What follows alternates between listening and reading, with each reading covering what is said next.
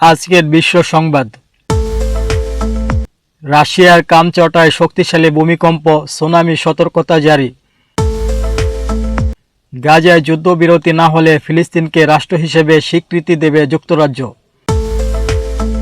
চীনের বেইজিংয়ে ভয়াবহ বন্যায় মৃতের সংখ্যা বাড়ছে।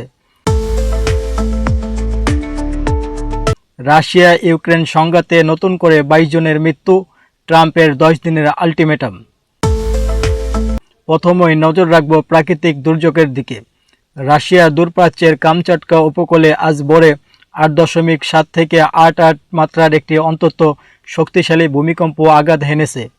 প্রাথমিকভাবে কোনো বড় ক্ষয়ক্ষতির খবর না পাওয়া গেলেও এর প্রভাবে জাপান ও হাওয়াই সহ পুরো প্রশান্ত মহাসাগরীয় অঞ্চলে সুনামি সতর্কতা জারি করা হয়েছে।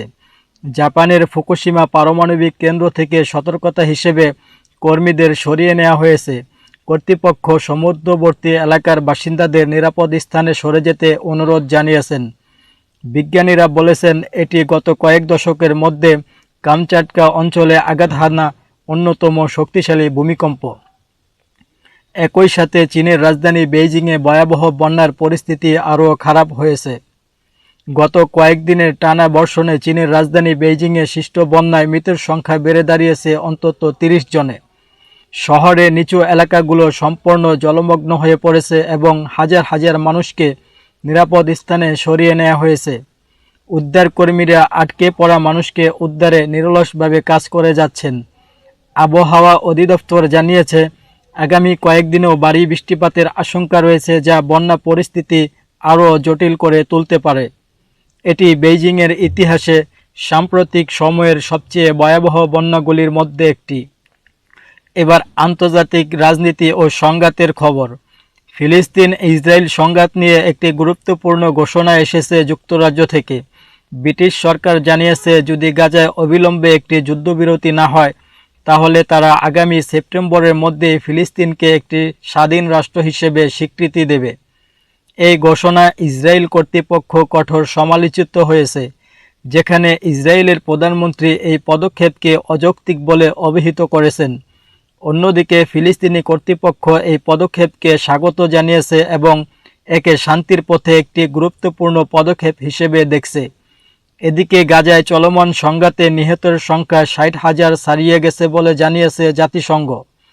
মানবিক সহায়তা পৌঁছানোর নিয়ে উদ্বেগ অব্যাহত রয়েছে। রাশিয়া ইউক্রেন যুদ্ধের সর্বশেষ পরিস্থিতি। ইউক্রেনের কর্মকর্তারা জানিয়েছে, গত 24 ঘন্টায় রাশিয়ার বিমান হামলায় অন্তত 22 জন বেসামরিক নাগরিক নিহত হয়েছেন। খারকিভ, দিনিপ্র এবং জাপোরোজিয়া অঞ্চলে এসব হামলা চালানো হয়েছে। ইউক্রেনের প্রেসিডেন্ট ভলোদিমির জেলেনস্কি এই হামলার তীব্র নিন্দা জানিয়েছেন এবং আন্তর্জাতিক সম্প্রদায়ের কাছে আরও সহায়তার আবেদন জানিয়েছেন। এবার অন্যান্য আন্তর্জাতিক খবরগুলোর দিকে নজর রাখি। জার্মানিতে একটি যাত্রীবাহী ট্রেন লাইনচ্যুত হয়ে 4 জনের মৃত্যু হয়েছে এবং বেশ কয়েকজন আহত হয়েছেন। দুর্ঘটনার কারণ এখনও স্পষ্ট নয় এবং তদন্ত চলছে। লিবিয়ার উপকূলে একটি নৌকাডুবিতে অন্তত 8 জন অভিবাসীর মৃত্যু হয়েছে এবং আরও 50 জন নিখোঁজ হয়েছে।